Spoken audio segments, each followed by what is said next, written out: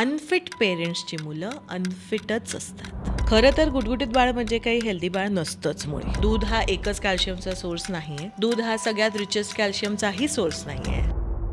डब्यात द्यायचं काय? म्हणजे खूप पेरेंट्सचा हा प्रश्न असतो की मुलांना जेवण आवडतच नाही. तर एक ठेवायचा बेस म्हणजे काय? प्रोटीन कंपोनंट असलं पाहिजे डब्यात. मग घालायची त्याच्यात काहीतरी एक भाजी आणि मग 6-7 वर्षापर्यंतची मुलं जी त्यांना सारखं सर्दी खोकला होतो त्याच्यातच त्यांची इम्युनिटी डेव्हलप होत असते. भाजी भात वरण नाही खायचंय, पॅकेज फूड खायचंय, तर त्याचं कारण काय असतं? हल्ली आता आई बाबांना ना वेळ नसतो, तर त्याची भरपाई वेगळं चमचमीत ऑर्डर करूया.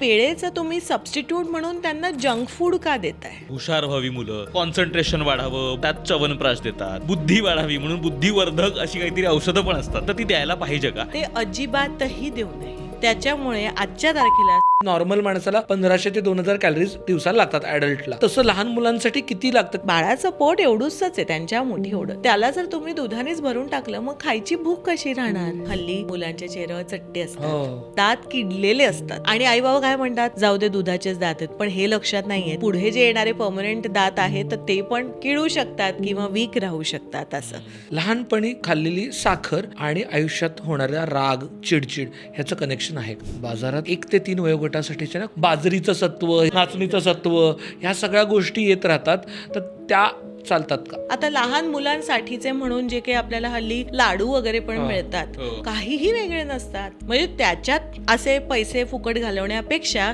4 फळं आणा ना घरात, ते सगळ्यांचंच भलं होईल त्याच्याने. लहान मुलांमध्ये सुद्धा आयर्न डेफिशियन्सी जेव्हा असते त्याच्यामुळे तुम्हाला भूक न लागणे पहिलं सिम्पटम असतं. चटण्या सगळ्या गायब झालेल्या आहेत. पूर्वी तिळाची चटणी, जवसाची चटणी, दाण्याची चटणी, शेंगदाण्याची चटणी असं असायचं, ते सगळं गायब झालेलं आहे. हे मॅनिप्युलेशन आहे ना. आई तुम्हाला फोन नाही दिला तर मग मी वेड्या वागणार. कोण कोणाला सांभाळतंय? मूलच आपल्याला सांभाळायला लागतं किंवा कंट्रोल करायला लागतं. ह्याला काय अर्थ आहे? तुमचं मूल कधीही व्यवस्थित खायला शिकणार नाही तुम्ही असंच जर करत राहिलात तर.